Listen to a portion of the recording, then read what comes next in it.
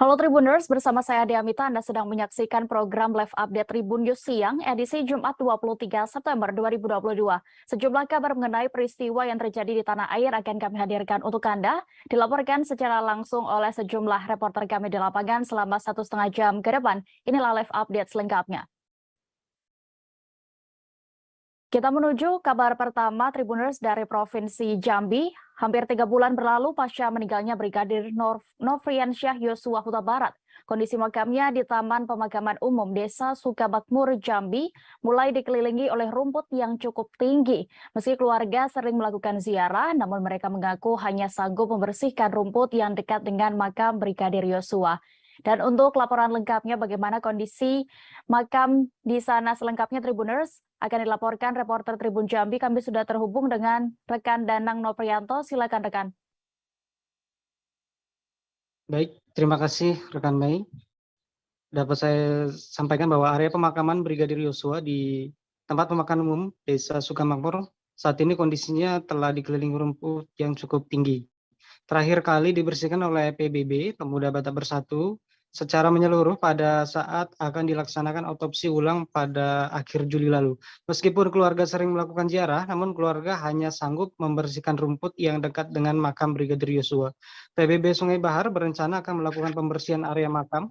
PBB berkomitmen mengawal kasus ini sampai tuntas, salah satunya dengan cara terus merawat kondisi area pemakaman Brigadir Yosua. Saat ini, jika diperhatikan isunya sudah mulai redup dan berkurang. Untuk menjaga agar kasus ini tak hilang, PBB terus menyuarakan keadilan untuk Brigadir Yosua dengan mengadakan berbagai kegiatan maupun aksi, termasuk dengan kegiatan bersih-bersih makam ini. Sementara itu, keluarga Brigadir Yosua mengungkapkan banyak pihak yang mengajukan untuk merenovasi makam Brigadir Yosua menjadi lebih baik. Sang ibu, Rosti Simanjuntak, mengatakan memang ada keinginan dari keluarga untuk melakukan renovasi makam. Namun dirinya masih menunggu hingga kondisi tanah menjadi stabil dan keras. Karena kondisinya saat ini masih belum bisa dilakukan renovasi. Renovasi makam ini direncanakan akan dilakukan setelah 4 hingga 6 bulan pasca pemakaman ulang saat otopsi akhir Juli lalu. Renovasi makam ini dimaksudkan untuk mempermudah keluarga untuk berziarah serta mempermudah merawat makam tersebut. Sudah ada yang mengajukan untuk melakukan renovasi, namun keluarga masih belum dapat mengatakannya karena masih menunggu 2 hingga 3 bulan lagi saat kondisi tanah sudah stabil. Demikian, Dea. Baik, terima kasih rekan Danang Noprianto untuk laporan Anda. Selamat bertugas kembali. Kita beralih ke Jawa Timur, Tribuners. Kepala Desa Tenggor, Kabupaten Gresik bernama Kowianto ngamuk kepada pengawas proyek jalan desanya karena tak kunjung rampung. Pasalnya pengerjaan betonisasi jalan tersebut kini justru menyebabkan sejumlah kecelakaan lalu lintas. Kowianto juga mengancam apabila kontraktor tidak sanggup mengerjakan agar dikembalikan ke pihak pemerintah desa. Untuk laporan lengkapnya terkait ini akan disampaikan rekan Willy Abraham, reporter dari Tribun Jatim di sana. Silakan rekan.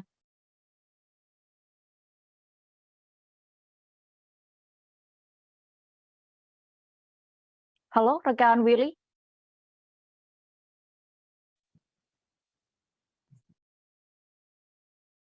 Rekan Willy bisa mendengar kami di studio? Ya. Ya, silakan rekan.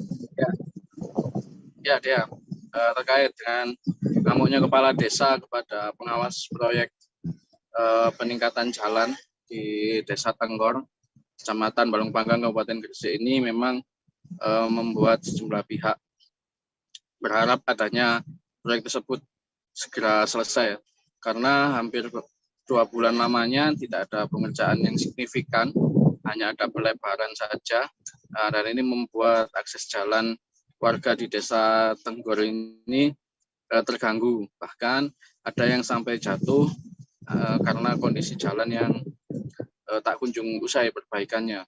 Jadi masih bisa dibilang seperti makadam ya. Nah, hal ini yang membuat Kepala Desa Tenggor Kowianto ngamuk dan mendatangi pengawas proyek yang berada di lokasi jalan desa, dan saat itu baru saja menurunkan alat berat. Nah, hal ini yang membuat Ades tersebut ngamuk karena ternyata progresnya ini sangat lamban. Padahal bulan November ditargetkan sudah selesai dan bisa dilalui oleh kendaraan. karena progresnya masih belum selesai, Pak Wianto meminta pengawas proyek memanggil pemenang tender dan juga Dinas PU Pekerjaan Umum Kabupaten Gresik agar bertemu dan segera membahas agar pekerjaan betonisasi di sepanjang 310 meter itu bisa cepat selesai. Karena akses itu sangat penting bagi warga Tenggor yang merupakan warga yang berada di perbatasan Gresik dengan mayoritas pekerjaan sebagai petani. Akses itu merupakan satu-satunya yang digunakan karena jika harus memutar cukup jauh, dan sampai saat ini alat berat sudah ada di lokasi dan perbaikan juga masih terus berjalan. Diharapkan bulan November sudah selesai dan sudah bisa dilalui kendaraan. Seperti itu, Dea. Baik, terima kasih rekan Willy, dan berikut Tribuners kami tampilkan keterangan dari Kepala Desa Tenggor Kowianto terkait ini selengkapnya. Kok ngamuk-ngamuk marah-marah kenapa Pak ini Pak tadi? Ya gini Mas, saya itu masa jengkel Mas. Kenapa? Saya lihat ini ada pengerjaan perbaikan jalan. Tapi selama 2 bulan ini juga kita lihat tidak ada tindak lanjut sama sekali. Jadi saya tadi kebetulan lewat, kok ada kontraktor atau konsultannya saya nggak tahu itu. Yang penting ada orang di situ. Saya minta tolong ini segera tindak lanjuti. Karena apa? Ini sudah 2 bulan Mas, tadi tidak ada tindak lanjut, tanggung jawabnya juga tidak ada sama sekali. Nah ini kebetulan kemarin juga ada warga saya di sini yang jatuh Mas, karena kondisinya seperti ini, kok seolah-olah ditinggal begitu saja. Jadi tadi harapan saya segera ini kalau bisa dikerjakan. Saya juga sempat menyampaikan kalau bisa tolong kontraktor besok atau kapan segera menghadap saya. Saya mau bertanggung jawabannya. Karena ini juga akses jalan kabupaten, kalau memang tidak bisa dikerjakan, saya langsung menghadap ke dinas terkait. Kalau memang dinas terkait tidak bisa mengerjakan, kembalikan ke desa. Jelang pemilu 2024, Komisi Pemilihan Umum atau KPU Kota Balikpapan, Kalimantan Timur mengalami kendala dalam hal operasional. Kantor sekretariat terancam tidak dapat membayarkan tagihan listrik dan internet. Lantaran belum adanya kepastian, jadwal pencairan dana hibah non-tahapan memberikan dampak besar pada operasional KPU Kota Balikpapan. Selengkapnya terkait permasalahan ini, Tribuners akan dilaporkan reporter Tribun Kaltim. Kami sudah terhubung dengan rekan Niken Dwi. Silakan dengan informasi Anda. Baik, Dea dan juga Tribuners dimanapun Anda berada. Benar adanya bahwa kantor sekretariat Komisi Pemilihan Umum atau KPU Kota Balikpapan mengalami kendala dalam hal pembiayaan operasional tahunannya. Jadi hal ini disebabkan oleh pencairan dana hibah non tahapan maksud saya yang belum juga cair hingga bulan September ini. Hal ini disampaikan oleh Ketua KPU Kota Balikpapan Nur Toha, yang mana pihaknya berencana untuk melayangkan surat permohonan kepada perusahaan listrik negara dalam hal penundaan pembayaran tagihan listriknya. Yang paling vitalnya adalah memang dalam hal pembiayaan tagihan listrik dan juga internet yang memang dibutuhkan menjelang pemilu 2024.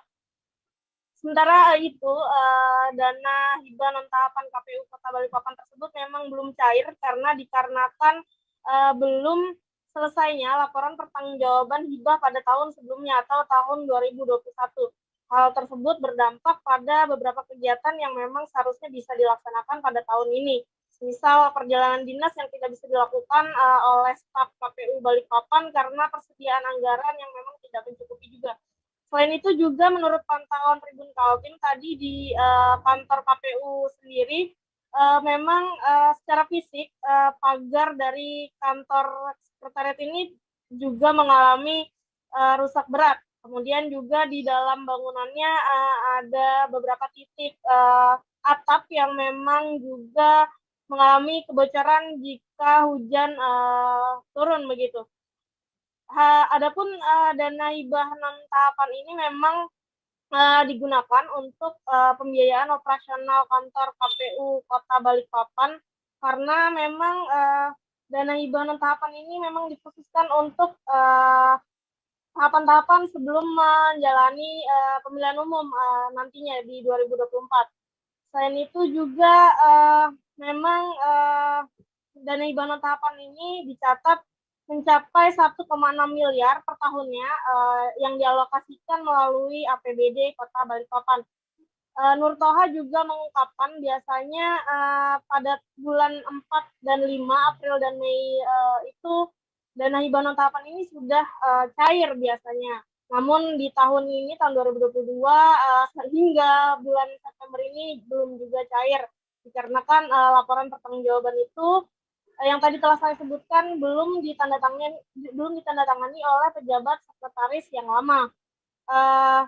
Hal ini yang menyebabkan Inspektorat Kota Balikpapan tidak bisa mengucurkan dana hibah apapun kepada KPU Kota Balikpapan. Demikian, Dea. Baik, terima kasih rekan Niken untuk laporan Anda di Balikpapan. Selamat kembali bertugas. Kita beralih ke Jawa Tengah. Sebuah aduan tentang kekerasan yang dilakukan sesama siswa sekolah dasar atau SD di Solo muncul di unit layanan aduan Surakarta atau ULAS. Dalam aduan itu, korban disebut ditendang alat vitalnya sampai kencing berdarah. Diduga lokasi kekerasan terjadi di sebuah SD di kawasan Kelurahan Karangasem, Laweyan. Untuk bagaimana terkait fakta pengaduan ini, Tribuners, kami sudah terhubung dengan reporter Tribun Solo, ada rekan Tara Wahyu Nur yang akan melaporkan. Silakan rekan. Baik, selamat siang rekan Dea dan selamat siang Tribuners.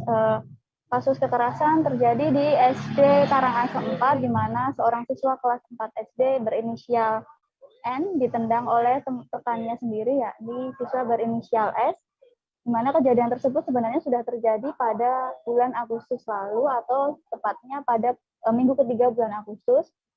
Menurut dari keterangan Dinas Pendidikan Kota Surakarta, kejadian tersebut bermula saat S sedang ditegur oleh salah seorang wali murid, namun saat di tempat yang bersamaan, temannya yakni N berdiri dengan melihat S sedang ditegur, namun karena merasa dirinya dikira mengejek si S ini, akhirnya si N ditendang di bagian alat kemaluannya. Namun selang beberapa hari, saat N ini masuk sekolah, dirinya mengaku bahwa saat kencing mengeluarkan darah, dan pada saat itu juga teman-temannya langsung melaporkan kepada guru yang bersangkutan. Mengetahui adanya tindak kekerasan tersebut, orang tua dari N ini sendiri meminta kepada orang tua korban agar si S ini dikeluarkan dari sekolahan atau di SD Karangasem 4. Namun dari dinas pendidikan sendiri tidak mengabulkan permintaan dari keluarga dari si N ini sendiri. Namun hingga sampai menurut dinas pendidikan, kasusnya ini sudah selesai, di mana kedua temannya ini sudah kembali belajar. Seperti itu rekan Dea. Baik, Tribuners, terkait kejadian ini rekan Tara juga sudah melakukan wawancara bersama Kepala Dinas Pendidikan Kota Solo, Dian Rineta. Berikut liputannya. Minggu ketiga, minggu terakhir Agustus pokoknya ya, minggu ketiga Agustus. Nah, jadi kejadiannya itu bukan berantem ya, jadi kejadiannya mereka itu anak yang berteman sejak TK, bersaing nilai karena sama-sama pintar, sama-sama berprestasi, sama-sama pintar. Nah, suatu hari yang menendang ini itu lagi didatangi siapa, ibu-ibu apa siapa, pokoknya lagi ngobrol apa gimana, atau dimarahi, pokoknya nggak tahu lah kita ya. Nah, yang tertendang ini itu nyawang, dikira yang nendang ngece. Ini bocah cilik kan berarti kan. Oh, orang mungkin lagi dia buat salah apa mungkin lagi diapain sama orang lain. Iki nyawangnya mungkin rupanya rada ngece gitu ya.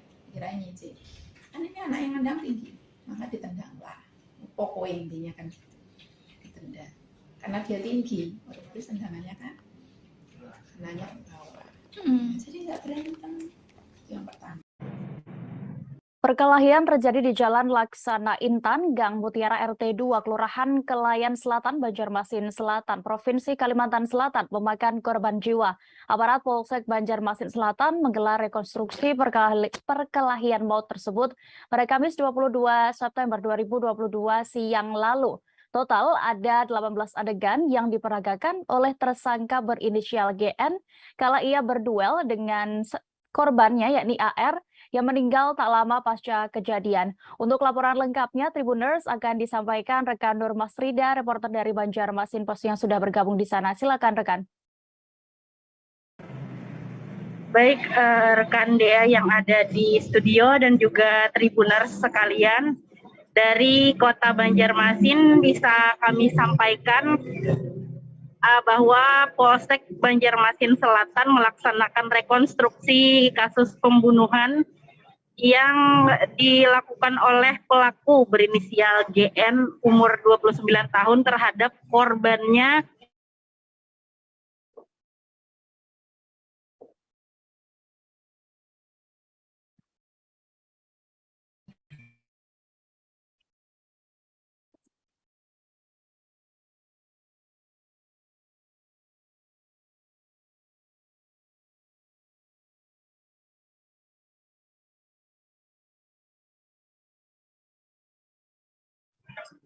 Halo, rekan Mas Rida.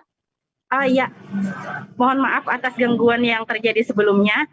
Baik, kita lanjutkan dengan laporan soal rekonstruksi yang dilakukan oleh Polsek Banjarmasin Selatan pada Kamis kemarin. Dan total ada 18 reka adegan yang diperagakan oleh pelaku berinisial GN ini, dibantu juga oleh beberapa saksi yang menyaksikan kejadian di malam berdarah pada tanggal 30 Agustus 2022 yang lalu.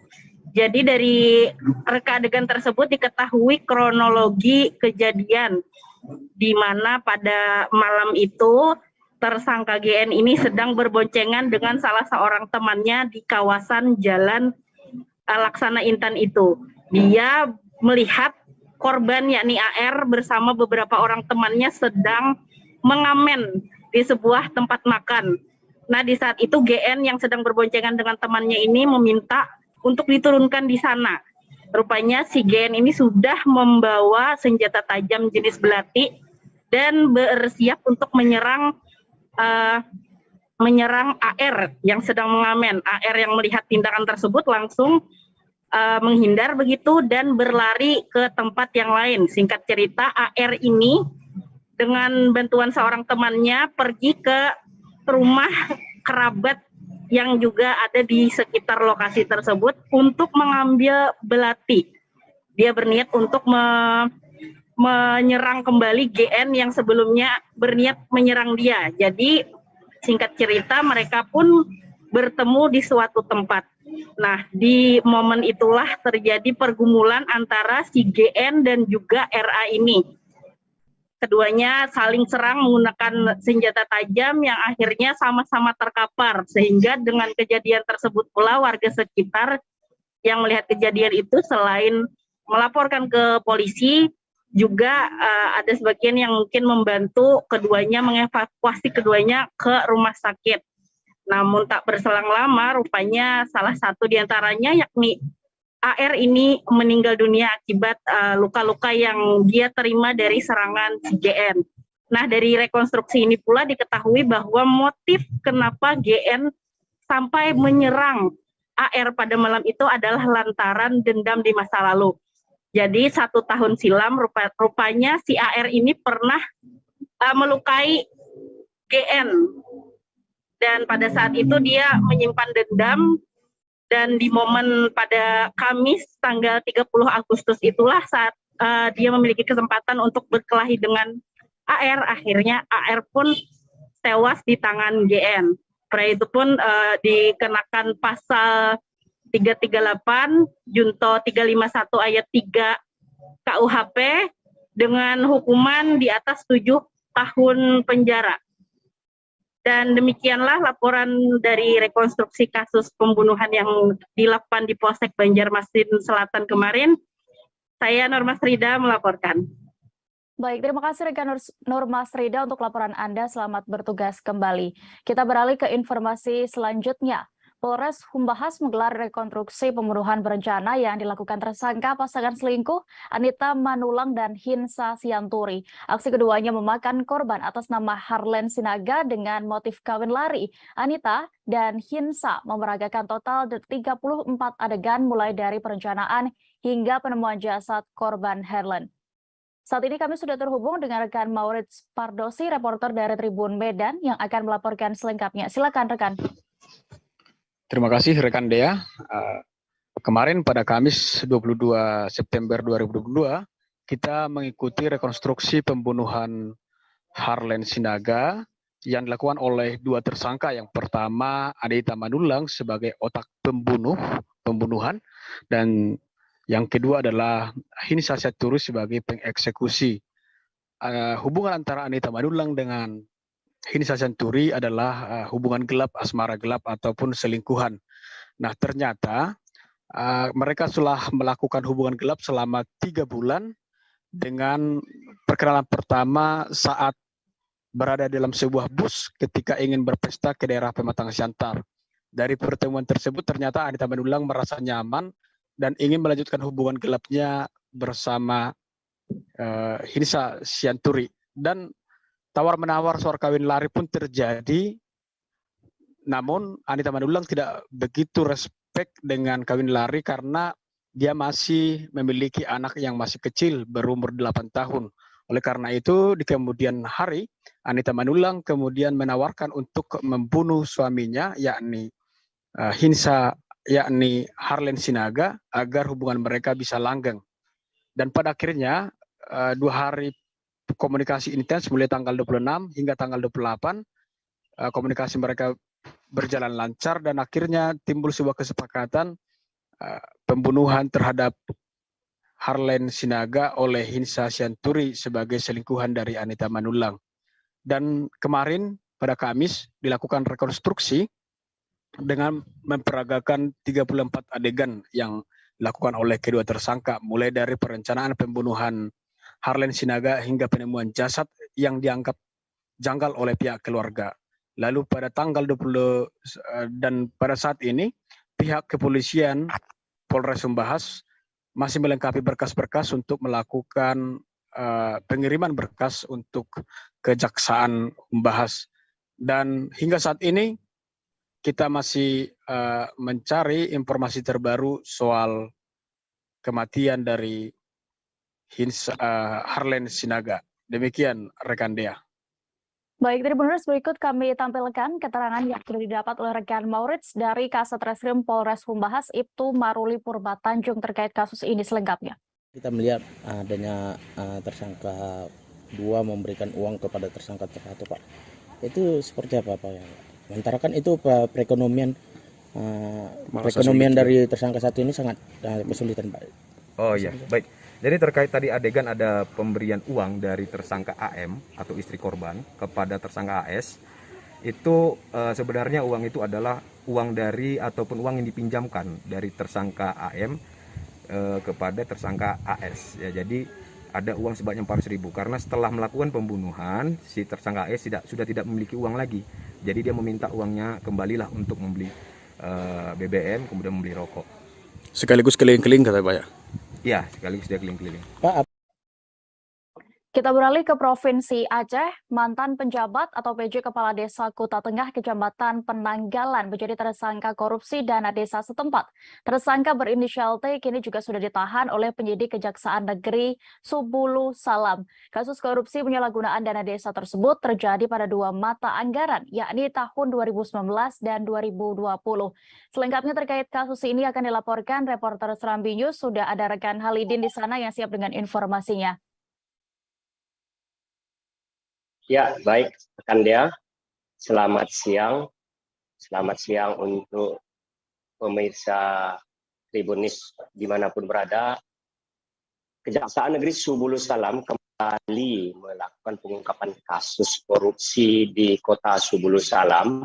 Dan kali ini kejaksaan atau tim penyidik Kejaksaan Subulu Salam menetapkan seorang tersangka dalam kasus dugaan korupsi anggaran desa Kuta Tengah Kecamatan Penanggalan Kota Subulu Salam. Adapun tersangka adalah mantan PJ Kepala Desa Kuta Tengah untuk periode 2019-2020. Dan mantan kepala desa ini adalah berinisial T. Dia diduga melakukan penyalahgunaan anggaran desa tahun 2019-2020. pasca ditetapkan menjadi tersangka, T langsung diboyong ke rumah tahanan kelas 2B Kabupaten Aceh Singkil di Kampung Baru, Kabupaten Aceh Singkil. Dan berdasarkan perhitungan kerugian negara, didapat adanya kerugian negara sebesar 285 juta. Begitu rekan dia. Baik, terima kasih rekan Halidin untuk laporan Anda dari Aceh. Selamat bertugas kembali. Kita beralih ke Belitung Tribuners. Seorang pemuda diduga membakar rumah orang tuanya sendiri di Dusun Lidun, Desa Batu Penyu, Gantung, Belitung Timur. Rumah itu hampir rata dengan tanah, menyisakan kayu-kayu dan seng hangus. Pelaku langsung kabur setelah diketahui diduga membakar rumah orang tuanya sendiri. Saat ini kami sudah terhubung dengan rekan Brian Bimantoro, reporter dari Pos Belitung yang akan melaporkan terkait kronologi kejadian. Silakan rekan Brian. Baik Dea, selamat siang dan juga Tribuners dimanapun Anda berada. Bagus karena rajin bergaul. Dia sendiri saat ini diketahui tengah menempuh kuliah di Universitas Terbuka, Dea dan Tribuners. Epan juga diketahui sempat bekerja sebagai petugas di salah satu pertashop setempat. Namun saat ini dia hanya bekerja sebagai pencari timah alias penambang. Atas kejadian ini, Kapolsek Gantung AKP Jen Alvin Sinulingga mengatakan sudah mengamankan Epan di kantor polisi untuk dilakukan penyelidikan lebih lanjut. Diketahui juga Dea dan Tribuners, Epan sendiri sebelumnya pernah ditahan atau diamankan di kantor polisi Polsek Gantung karena sempat mengancam akan membunuh ibunya karena hal yang serupa dengan penyebab diduga kejadian pembakaran tersebut. Hingga saat ini orang tuanya sendiri belum melaporkan kejadian tersebut karena masih syok atas kejadian pembakaran rumah oleh anaknya tersebut. Dea dan Tribuners. Dari Gantung, Belitung Timur, Brian Bimantoro, wartawan Pos Belitung melaporkan. Kembali ke studio, Dea. Baik, terima kasih rekan Brian. Selamat bertugas kembali. Kita beralih ke informasi berikutnya. Motif peristiwa pembunuhan yang terjadi di Jalan Lubuk, Guci, Bilangan Beracung, beberapa waktu lalu akhirnya terungkap. Diketahui korban tewas, yakni Paridin, warga desa Simpang Tais, Kecamatan Talang Ubi, Kabupaten Pali, Provinsi Sumatera Selatan. Kasus ini ternyata ditenggarai di perselingkuhan alias cinta segitiga. Untuk laporan lengkapnya akan disampaikan reporter Sriwijaya Pos. Kami sudah terhubung dengan rekan Regan Sagala di sana. Silakan rekan. Baik, terima kasih rekan Dea. Tribuners, dapat kami laporkan bahwa kronologi peristiwa pembunuhan terbilang sadis ini dan sempat menghebohkan warga di Kabupaten Pali, Sumatera Selatan khususnya, itu terjadi pada Kamis tanggal 16 maksud kami 16 September 2022 sekira pukul 21 itu tersangka Nopri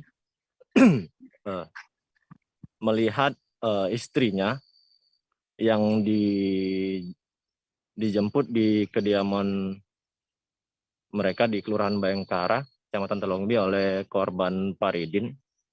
Nah, mengetahui istrinya dijemput oleh seorang pria, kemudian tersangka mengikuti menggunakan sepeda motor dan telah menyiapkan sebilah senjata tajam di pinggangnya. Kemudian mencari ke Bilangan Beracung. Setelah dicari sempat tidak bertemu. Kemudian saat keluar, korban Paridin bersama istrinya berboncengan menggunakan sepeda motor berpapasan dengan tersangka Nopri. Kemudian dipepet oleh tersangka Nopri. Korban tidak menghentikan kendaraannya sehingga tersangka Nopri memukul wajah korban dengan tangan kiri. Setelah itu korban terjatuh dari kendaraannya dan tersangka Nopri langsung menghujamkan senjata tajam ke korban. Dengan kondisi terkapar dan penuh luka, korban sempat menyuruh istrinya membawa pulang sepeda motor yang ia bawa. Melihat korban masih bergerak, kembali tersangka Nopri menghujamkan senjata sehingga korban tewas di tempat dengan 9 luka tusuk dan kondisi leher yang nyaris putus. Kemudian tersangka meninggalkan korban dengan barang-barang korban, yakni sepeda motor dan handphone korban juga tidak dibawa, masih berada di TKP. Kemudian korban langsung meninggalkan ke TKP dan untuk melarikan diri ke wilayah Lampung Tengah. Nah, kronologi penangkapan sendiri berdasarkan dari keterangan Kapolres Pali, AKBP Efranedi, didampingi Kasat Reskrim AKP Marwan. Penangkapan terjadi pada Sabtu, tanggal 19 September 2022,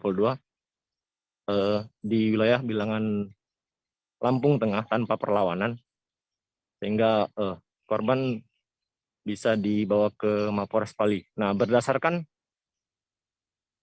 keterangan dari Kapolres Pali, yakni AKBP Efranedi, bahwa motif sementara diketahui hubungan gelap atau perselingkuhan. Namun berdasarkan keterangan dari istri korban Faridin, Sonia, bahwa ia membantah bahwa suaminya melakukan hubungan gelap, di mana pengetahuannya suaminya ini merupakan orang yang baik dan santun di tengah masyarakat, sehingga ia meminta kepada pihak kepolisian untuk mengusut tuntas motif pembunuhan tersebut. Selain daripada itu, pihak media juga sedang melakukan penelusuran untuk memintai keterangan dari istri tersangka, namun sejauh ini belum bisa dikonfirmasi. Demikian rekan Dea yang dapat kami laporkan. Baik, terima kasih rekan Regan. Dan Tribuners, berikut kami tampilkan juga keterangan dari Kapolres Pali AKBP Efranedi selengkapnya. Hadir juga Pak Kasih Humas dan didampingi oleh Kasat Tahti mana ya. Rekan-rekan sekalian, terima kasih atas kedatangannya pada siang hari ini. Kita ada melakukan press release, ada 3 kasus ya yang berhasil kita ungkap dalam waktu 1 minggu ini.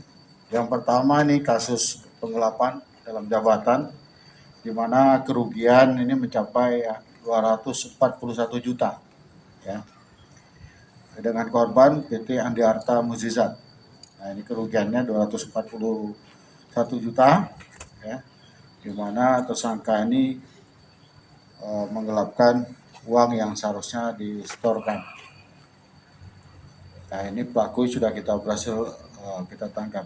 Yang kedua, ini kasus perampokan 365 Turas ya, di lokasinya di Talangubi Timur ya, pada tanggal 12 September yang lalu pukul 20.00. Tikungan maut di Desa Puput, Kecamatan Toboali, Bangka Selatan kembali menelan korban. Kecelakaan terjadi melibatkan mobil Avanza bernomor polisi BN 1195VT bertabrakan dengan sepeda motor Matic Yamaha Mio warna merah hitam tanpa nomor polisi. Selengkapnya terkait kronologi kejadian akan dilaporkan reporter Bangka Pos, ada rekan Adi Saputra. Silakan rekan.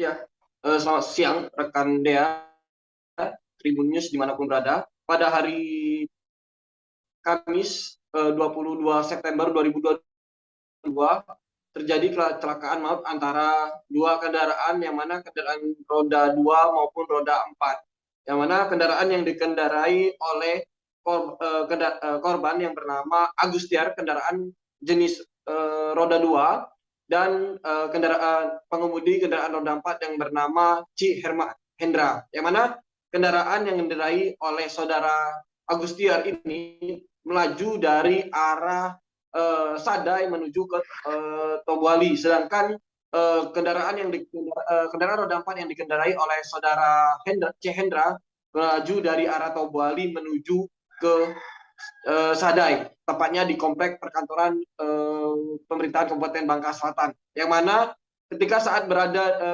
kendaraan roda 2 yang dikendarai saudara Agustiar ini melaju dengan kecepatan kurang lebih 80 hingga 90 km, namun saat berada di tikungan Yuyu, kendaraan yang dikendarai saudara Agustiar ini mengerem tiba-tiba dan terjatuh ke bagian kanan jalan. Namun saat berada di tikungan tersebut, kendaraan roda 4 yang dikendarai saudara Hendra melaju dari menabrak kendaraan yang dikendarai saudara Agustiar. Menurut keterangan dari pengemudi kendaraan roda 4 bahwa kendaraan yang melaju dari Tobuali ini mengebut dan tiba-tiba mengerem dan jatuh ke kanan, sehingga kendaraan yang dikendarai Hendra menabrak kendaraan roda 2 milik Agustiar. Akibat kejadian tersebut, korban atas nama Agustiar meninggal dunia di tempat dan kurang lebih 1-2 jam dilakukan olah TKP oleh Lantas Polres Bangka Selatan karena kondisi dari Agustiar mengalami luka di bagian kepala, sedangkan kendaraan roda 2 rusak di bagian depan maupun di belakang, sedangkan kendaraan roda 4 rusak di bagian mesin depannya. Kemudian saya sempat bertemu dengan pihak keluarga dari Agustiar bahwa korban setelah dibawa ke rumah sakit RSUD Bangka Selatan akan langsung dimakamkan di desa Keposang.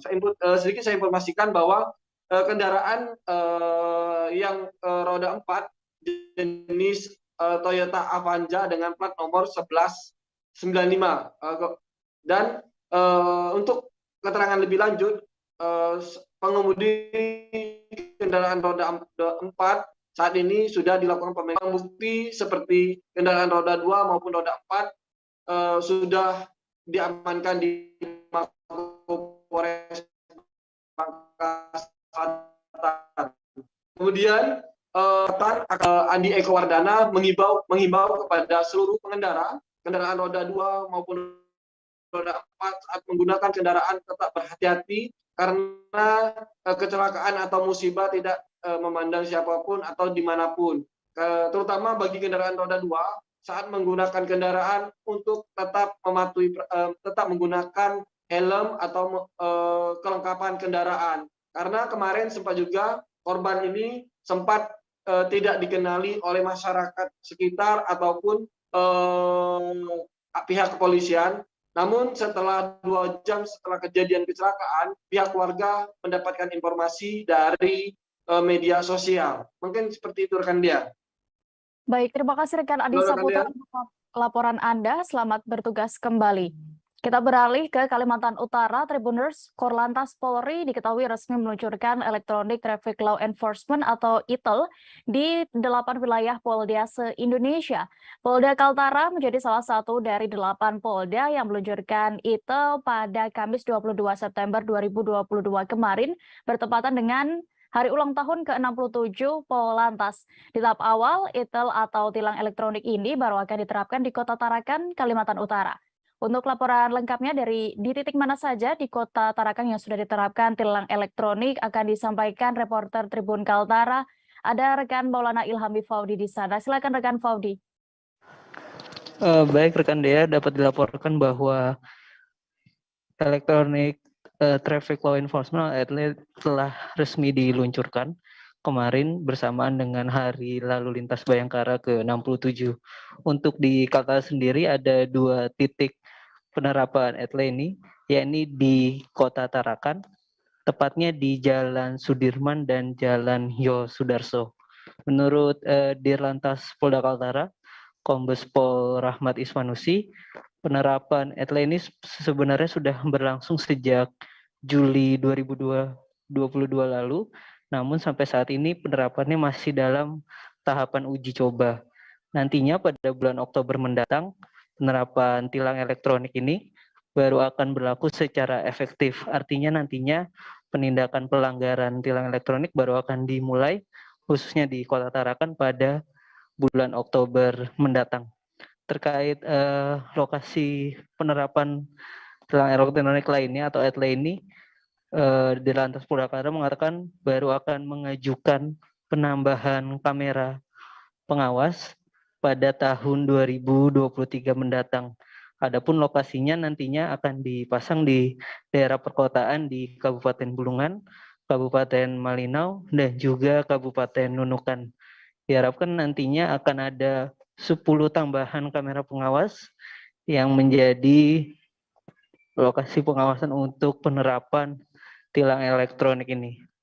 Menurut Kapolda Kaltara, dengan adanya tilang elektronik ini, nantinya masyarakat dapat terhindar dari pungli atau pungutan liar, mengingat dengan tilang elektronik ini tidak ada lagi interaksi langsung antara pelanggar lalu lintas dengan petugas aparat penegak hukum di lapangan. Selain itu, dengan adanya tilang elektronik ini nantinya juga akan menambah pendapatan asli daerah atau PAD, mengingat akan ada pajak yang harus dibayarkan oleh pengguna lalu lintas apabila nantinya kedapatan melanggar lalu lintas. Demikian rekan Dea laporan yang bisa disampaikan pada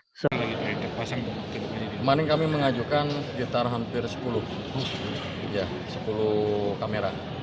Tergantung dari pusat kami mendapatkan berapa nanti. Kalau Bulungan belum? Iya. Bulungan insya Allah tahun 2023. Ya, karena penyusunan anggaran kan sudah diajukan hingga nanti turun di tahun 2023. Itu nanti titiknya di jalan protokol semua Pak?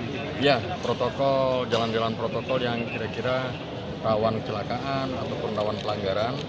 Yang jelas kita survei dulu apakah titik tersebut berpotensi untuk Dinas Perindustrian dan Perdagangan atau Disperindak Provinsi Kepulauan Bangka Belitung melakukan inspeksi mendadak atau sidak. Operasi kali ini menyasar di agen dan pangkalan gas di Kota Pangkal Pinang. Dari sidak ini ditemukan ada sekira 5 tabung gas LPG 3 kg yang tidak sesuai takaran beratnya setelah ditimbang. Untuk laporan lengkapnya akan disampaikan rekan Cici Nasyanita, reporter Bangka Pos yang sudah bergabung bersama kami. Silakan rekan. Baik rekan Dea dan Tribuners, diinformasikan kemarin memang Disperindak Provinsi Kepulauan Bangka Belitung melakukan sidak ya. Sidak ini rutin dilakukan yang biasanya mereka melakukan sidak biasanya bahan pokok dan juga salah satunya LPG. LPG merupakan barang penting yang dimana ada subsidi pemerintah di dalamnya, jadi perlu dilakukan pengawasan. Nah, dalam hal sidak kemarin itu ditemukan ada sekira 5 tabung gas yang diambil dari truk yang baru datang saat di agen salah satu di Kota Pangkal Pinang. Nah, agen gas ini baru saja tiba satu truk, kemudian diambil sampel yakni sebanyak 9 tabung, dan dari 9 tabung tersebut sudah ditemukan 5 tabung gas yang tidak sesuai dengan takaran. Saya informasikan sedetailnya. Jadi tabung gas kosong itu beratnya itu 5 kg. Kemudian karena ini gas melon, artinya gasnya harus berisi 3 kg, maka total gasnya itu harus 8 kg. Dan temuan itu dilihat hanya 7,5 kg dan 7,7 kg. Sedangkan batas toleransi di luar toleransi kategorinya. Toleransi dari Disperindak sendiri adalah 0,2 kg yang dimana setelah dari SPBE menuju distributor. Dari hasil tadi artinya di luar dari toleransi yang ditetapkan 0,2 kg tersebut. Nah, Disperindak sendiri juga melakukan pengawasan tentang penyaluran dari gas LPG yang dimana sering ada keluhan masyarakat sulit untuk memperoleh gas ini. Dan juga gas ini juga mestinya harus tepat sasaran, dan dimana yang boleh menerima adalah benar-benar masyarakat kurang mampu dan juga ada pelaku UMKM semestinya. Dan dari temuan ini nanti Disperindak akan menelusuri di mana letak dari kesalahan takaran yang tidak sesuai ini. Apakah di SPBE-nya terjadi barangkali ada kerusakan saat pengisian atau permasalahan di pengisiannya, atau ada hal-hal lain, dan ini masih dalam penelusuran. Dan kita juga sempat bertanya tindak lanjutnya seperti apa nantinya. Sesuai dengan SOP, maka akan diberikan teguran pertama, kedua, dan selanjutnya baru pelaku atau oknum yang bermasalah akan ditindaklanjuti sesuai dengan ketentuan yang ada. Sidak ini juga nanti akan dilakukan kembali, dan juga sebenarnya pemerintah provinsi sudah memanggil pihak Pertamina menggelar rakornas untuk mempertanyakan penyaluran dan beberapa hal tentang LPG gas 3 kilo ini. Seperti itu rekan Dea. Baik, Tribuners, rekan Cici juga sudah mendapatkan keterangan dari pihak Disperindak. Fajri, berikut liputannya. Industri perdagangan dan industri. Jadi dalam rangka kita pengawasan rutin reguler itu pengawasan barang kebutuhan pokok dan barang penting. Nah, salah satunya gas LPG ini masuk dalam kategori barang penting karena di sini ada subsidi uang negara di sini kita pengawasan. Dan hari ini kita mengambil sampel satu agen UMKM ya, UMKM dan dari pihak mitra kita bersama tim Polda juga. Kita nanti habis ini akan ke sampel juga satu agen satu pangkalan ya penyalurannya. Jadi dari hulu ke hilir kita ikutin ya. Apakah benar penyalurannya dalam ini harapan kami untuk regulasi penyalurannya sesuai dengan tata kelola penyalurannya dan masyarakat benar-benar diuntungkan dengan penyaluran yang Warga Burayan bernama Patris Stefbana yang tenggelam di pantai Teres, Kabupaten Kupang, Nusa Tenggara Timur ditemukan pada Kamis 22 September 2022 kemarin. Korban sebelumnya dilaporkan tenggelam saat hendak memancing di perairan Laut Timur di dekat pantai Teres.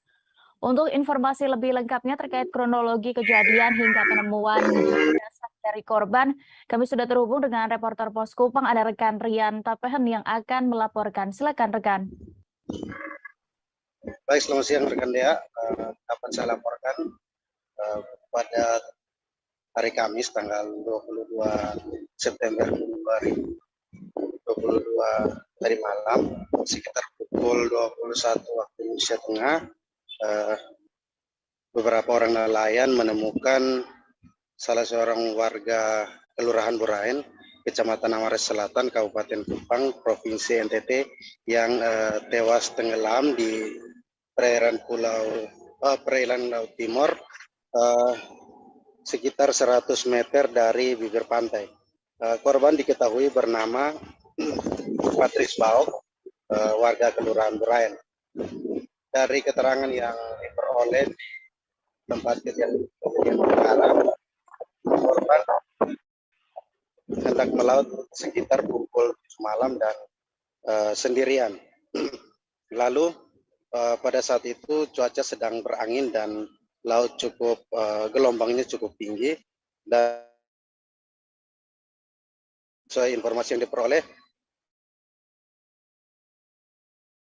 gelombang yang cukup tinggi sehingga menghempaskannya ke dasar lautan dan terbentur karang. Pada saat kejadian korban juga ditemukan beberapa tanda-tanda fisik berupa luka di bagian leher dan juga darah yang keluar lewat telinga. Pada saat kejadian, seperti yang disampaikan oleh salah satu saksi mata, Yap Neno, mengungkapkan bahwa dirinya pertama kali melihat cahaya senter yang mengambang di dalam laut sekitar 100 meter dari bibir pantai. Dan untuk memastikan hal tersebut bersama beberapa temannya melakukan pengecekan di sekitar pesisir pantai. Dan awalnya mereka menemukan tas korban yang sudah tersapu arus ke bibir pantai. Kemudian melihat juga sampan berwarna biru milik korban yang sudah terendam di dalam laut namun masih berada di dalam air.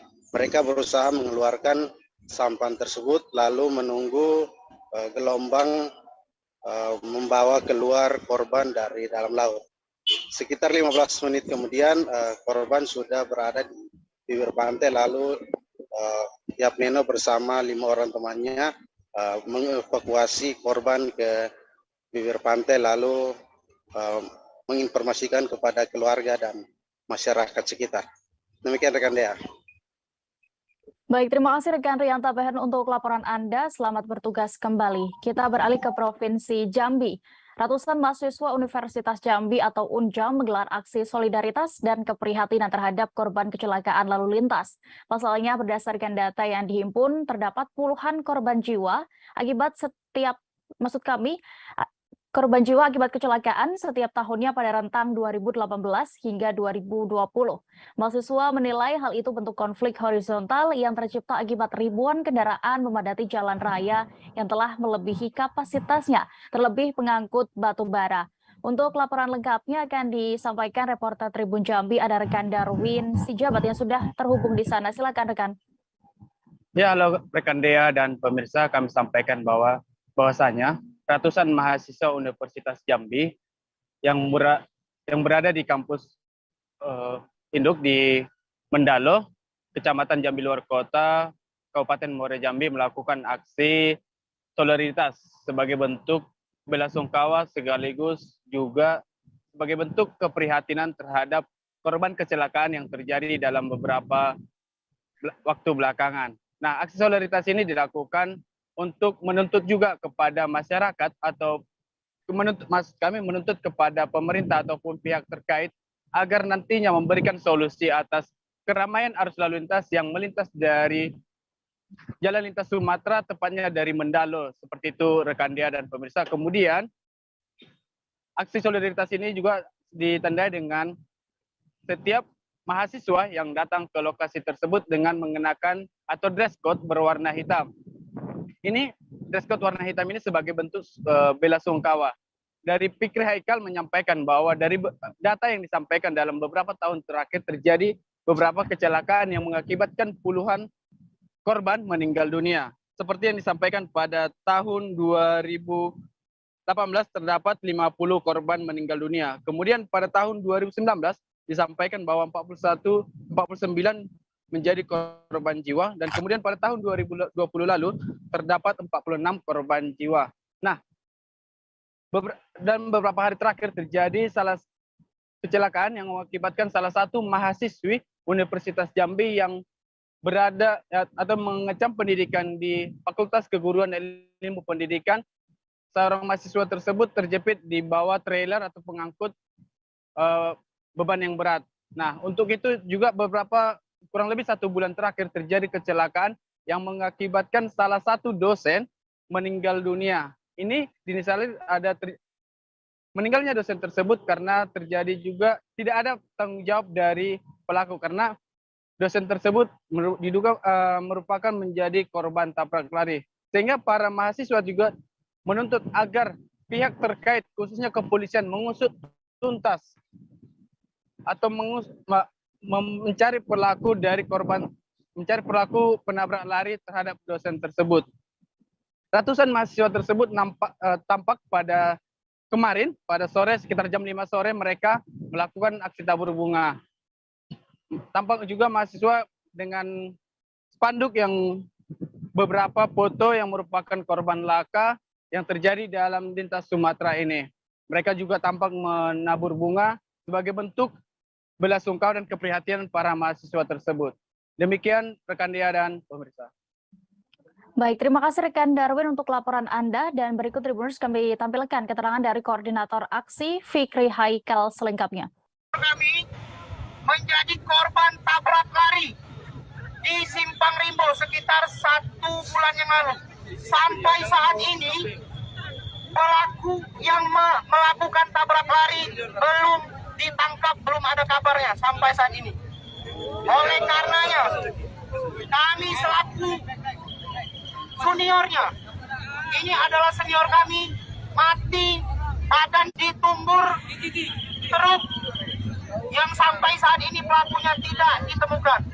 Kami meminta kepada pihak yang berwenang dan kepada semua teman-teman yang ada di sini untuk menaikkan dan memviralkan kasus ini agar pelaku segera ditangkap. Ini sekalian tidak hanya senior kami, ini juga sebagai Kebakaran meluluh lantakan rumah makan Padang di Desa Air Saga, Kecamatan Tanjung Pandan, Kabupaten Belitung. Kobaran api menghanguskan seluruh bangunan rumah makan yang sudah dirintis pemiliknya selama 7 tahun belakangan. Saat ini kami sudah terhubung dengan reporter Pos Belitung, ada rekan Disa Ariandi yang akan melaporkan dengan kronologi kejadiannya. Silakan rekan.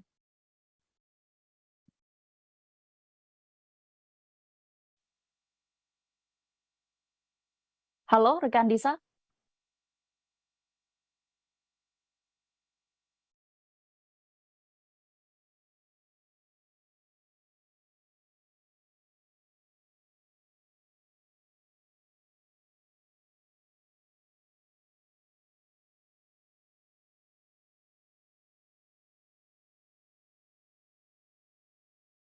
Baik, silakan rekan Disa dengan laporan Anda. Baik, betul sekali rekan Dea bahwa rumah makan Padang yang berada di Jalan Gatot Subroto, Desa Air Saga, Tanjung Pandan, Belitung pada Kamis 22 September 2022 pagi kemarin mengalami kebakaran. Pemilik rumah makan tersebut yaitu Sudirman berusia 42 tahun yang memang ataupun merupakan warga setempat. Kobaran api yang menghanguskan seluruh rumah makan yang sudah digeluti oleh Sudirman sejak 7 tahun belakang. Tidak diketahui pasti hingga saat ini dari mana pemicu dari api tersebut, namun warga sekitar melihat bahwa api muncul dari bagian belakang ataupun bagian dapur rumah makan milik Sudirman ini. Saat peristiwa tersebut, Sudirman terakhir berada di rumah makan sekitar pukul 21 waktu Indonesia bagian Barat pada Rabu malam kemarin, dan baru kembali ke rumah makan tersebut pada pukul 6.00 Kamis 22 September 2022 kemarin.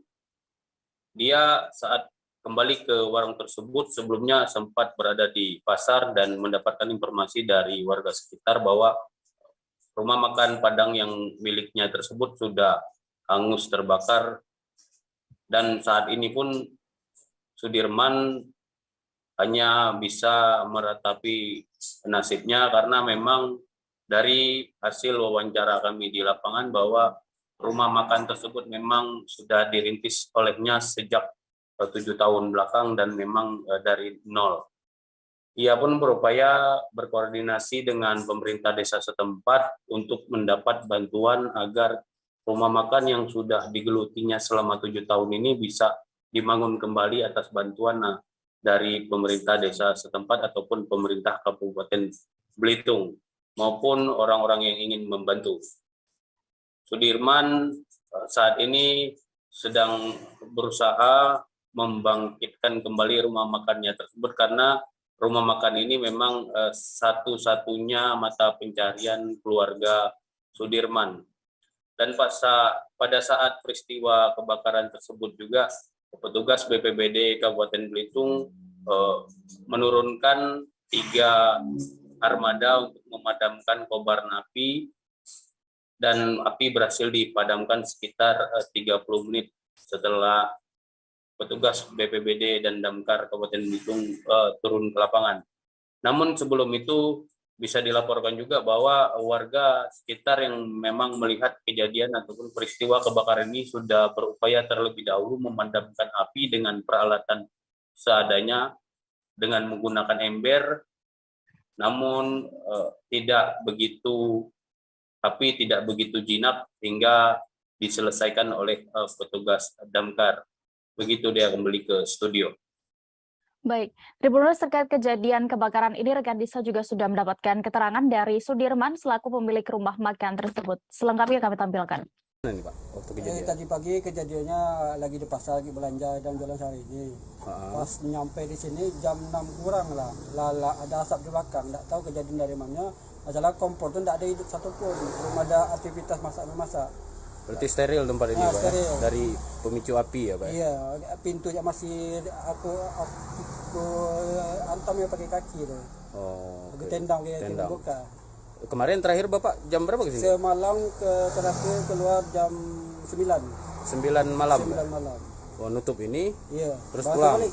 Pulang. Sampai pagi tadi baru ke sini. Pas kebakaran tadi baru ke sini. Iya. Oke. Pak, kira-kira banyak nggak barang-barang yang di Semua. Misalkan apa nih, Pak? Semua. Pokoknya harta benda yang kita jualan semua. Semua kompor, tabung gas, semua Ikut terbakar, Pak? Kursi-kursi, meja, TV, kulkas. Permukiman rumah warga di Kampung Baru, Dabo Singkep, Kabupaten Lingga, Provinsi Kepulauan Riau terendam banjir. Banjir melanda selesai hujan deras yang mengguyur wilayah tersebut. Air deras yang mengalir keruh masuk ke dalam sejumlah rumah sehingga warga terpaksa harus mengangkut barang perabot rumah tangga agar tidak terendam banjir. Bagaimana terkait situasi terkininya di sana, Tribuners, akan dilaporkan rekan Febri Yuanda, reporter dari Tribun Batam yang siap dengan informasinya. Silakan rekan. Baik, terima kasih rekan Dea, Tribuners dimanapun Anda berada. Saat ini memang situasi di Kabupaten Lingga itu sedang pancaroba ya, sekali juga sering mengalami cuaca buruk, apalagi saat ini juga sering terjadinya guyuran hujan yang lebat ya melanda Kabupaten Lingga, Provinsi Kepulauan Riau, sehingga beberapa wilayah atau titik-titik lokasi di Kabupaten Lingga itu terendam banjir, memasuki pemukiman rumah warga. Salah satunya juga di Kampung Baru Dabo Singkep ini terlihat ya ada 7 hingga 8 rumah itu ada yang masuk air keruh ini, Tribuners, karena di samping situasi hujan lebat ya, tapi juga disandingkan dengan faktor lain karena ada air laut yang pasang sehingga menghambat saluran air dari sungai sehingga tertampung di pemukiman rumah warga ini, Tribuners. Jadi dari informasi yang saya dapatkan dari warga, untuk 1 tahun ini saja untuk kejadian banjir ini sudah 3 kali terjadi, dan untuk September ini paling parah, Tribuners, karena hampir mencapai betis hingga lutut orang dewasa, Tribuners.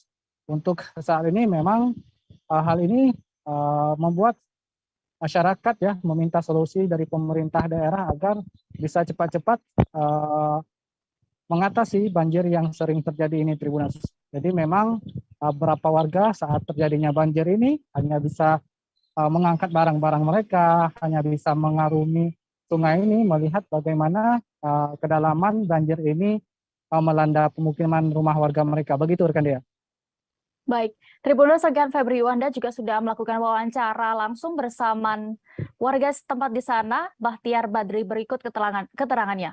Tahun ini udah berapa kali Pak? Tahun 2022 nih? Untuk 2022 ini buat saya 1 kali bulan Maret, 1 kali bulan Juli, dan ini bulan September. Ini paling parah ya Pak? Ini yang paling parah. Faktor penyebab menurut saya ya. Makanya bagusnya dari pemerintah membuat satu penelitian kecil lah. Titik-titik apa penyebab banjir. Kalau saya yang pertama lihat pintu muari itu kan. Muara sungai ya? Yang air laut setiap kali air pasang pas untuk hujan tinggi ya. Nah sungai itu tak bisa keluar airnya, makanya banjir lah. Saya harap juga lah dari pihak-pihak yang berkepentingan, yang berkewajiban untuk meneliti tambang-tambang tuh. Karena setiap tambang meninggalkan lubang, ada lubang tak ada luapan air. Tentu air itu mencari tempat air rendah. Akhirnya masuklah mungkin ke sungai-sungai. Mungkin masyarakat kurang tidak pengertian yang selalu membuang sampah sungai itu. Kita harap juga pihak pemerintah membuat satu pengumuman lah atau larangan pada masyarakat yang sering membuang sampah. Kita beralih ke Jawa Timur, Tribuners. Tim Apate Elang Perkasa dari Universitas Brawijaya akan berlaga menjadi satu di antara perwakilan Indonesia dalam Shell Eco Marathon 2022. Kompetisi inovasi kendaraan hemat energi kelas dunia itu akan digelar di sirkuit Mandalika, Lombok, Nusa Tenggara Timur. Mereka akan bertarung dengan mahasiswa dari 11 negara dan 20 perguruan tinggi di Indonesia. Saat ini kami sudah terhubung dengan rekan Silvianita Widiawati, reporter dari Surya Malang yang akan melaporkan terkait kegiatan ini selengkapnya. Silakan rekan. Ya, selamat sore Tribuners dan Dea. Dari tim Apate UB akan memberangkatkan 2 kendaraan yang berbahan bakar listrik dan yang terbaru adalah berbahan bakar hidrogen. dari mobil ini juga mereka selalu berlatih untuk mendekati event ini, seperti penuturan dari driver mobil ini, Natalia Clarin, bahwa timnya berlatih di sekitar jalan terusan Jalan Jakarta setiap hari pada malam hari, terutama karena kondisinya di sana sangat sepi. Untuk itu dari tim harus dari tim akan membagi waktunya sehingga mereka bisa berlatih dan mengikuti kegiatan perkuliahan di kampus. Biasanya mereka berlatih mulai malam sampai subuh.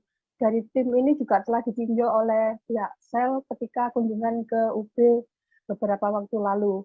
Dari tim SEL melihat dari perkembangan mobil hemat energi yang dilakukan oleh tim UB selalu mengalami perbaikan, termasuk dari sisi berat badan mobil, sehingga makin ringan mobil maka makin hemat kendaraan ini dalam menggunakan bahan bakarnya.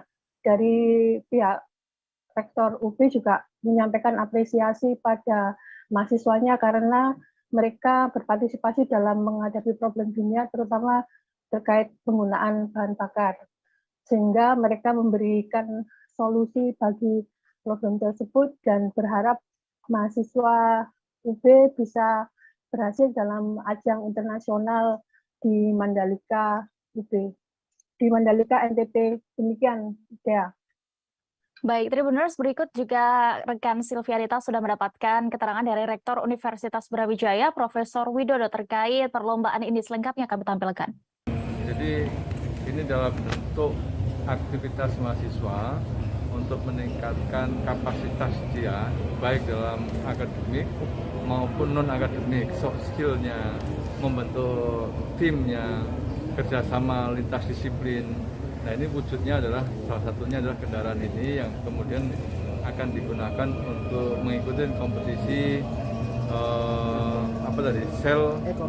Eco Marathon. Nah, dan ini adalah kompetisi level internasional dan salah satu acara yang bonafit dan prestisius bagi teman-teman yang bekerja di bidang green technology, termasuk juga transportasi yang ramah lingkungan. Kita beralih ke informasi berikutnya, Tribuners. Kembali ke kampung halamannya, yakni Manado. Audrey Vanessa, Miss Indonesia, disambut oleh keluarga, kerabat, para sahabat Nyong Noni Manado. Selain para keluarga dan sahabat dari perwakilan pemerintah juga hadir dalam penyambutan dirinya. Apa saja kegiatan yang kemudian akan dilakukan oleh Miss Indonesia ini di sana? Kami sudah terhubung dengan rekan Ferdi Huku, reporter dari Tribun Manado yang akan melaporkan selengkapnya. Silakan rekan. Oke, selamat siang Tribuners. Kembali lagi dengan kami dari Manado melaporkan kedatangan dari Miss Indonesia Audrey Vanessa yang baru saja tiba di Kota Manado pada hari kemarin, dan Audrey langsung disambut oleh keluarga, mama dan papanya beserta dengan teman-teman, bahkan teman-teman ikatan Nyong Noni Kota Manado 2022 di Bandara Samratulangi Manado. Tribuners, ada alasan ia kembali ke Manado. Sebelumnya ia berada di Jakarta dan memenangkan Miss Indonesia 2022. Dan ia kembali ke Manado karena memang rindu dengan keluarga, karena memang Miss Indonesia ini bukan hanya menjadi aset Provinsi Sulawesi Utara, tetapi sudah menjadi aset negara karena sudah menyandang gelar sebagai Miss Indonesia 2022. Nah, Tribuners, ia kembali ke Manado akan melakukan beberapa kegiatan. Contohnya hari ini dia menghadiri kegiatan HUT Provinsi Sulawesi Utara yang ke-59. Dan dalam HUT juga, sebagai informasi, ia menerima hadiah dari pemerintah sebesar, dalam hal ini Pak Gubernur, sebesar 100 juta rupiah yang diserahkan langsung oleh Pak Gubernur. Nah, Tribuners, dan juga ada beberapa kegiatan selama ia di Manado yang akan ia lakukan, yaitu bersama dengan teman-teman ikatan Nyong Noni Kota Manado, mungkin kegiatan sosialisasi sampai saat ini kami juga belum dapat update terbaru, tapi untuk sementara kegiatan yang ia lakukan akan menghabiskan waktu dengan teman-teman ikatan dan juga bersama dengan keluarga dan para sahabat yang mendukung dia selama kegiatan Miss Indonesia. Tribuners, sebagai informasi juga, Audrey adalah pemenang Miss Indonesia dan sudah sekitar 16 tahun. Gelar ini baru saja didapat kembali oleh perwakilan dari Sulawesi Utara dan ia sangat bersyukur bisa mewakili Provinsi Sulawesi Utara untuk mengikuti Miss. Ke depan rencananya akan mengikuti Miss World lagi dan ia berharap semoga masyarakat Sulawesi Utara dan masyarakat Indonesia secara khusus mendukung dia dalam kegiatan ini ke depan. Dan ia akan kembali ke Jakarta pada awal Oktober. Itu informasi yang kami dapatkan. Mungkin itu informasi dari saya. Terima kasih, dikembalikan ke studio. Baik, terima kasih rekan Ferdi untuk laporan Anda di Manado. Selamat bertugas kembali. Tribuners, kami akan kembali lagi sesaat lagi. Tetaplah di live update Tribun News.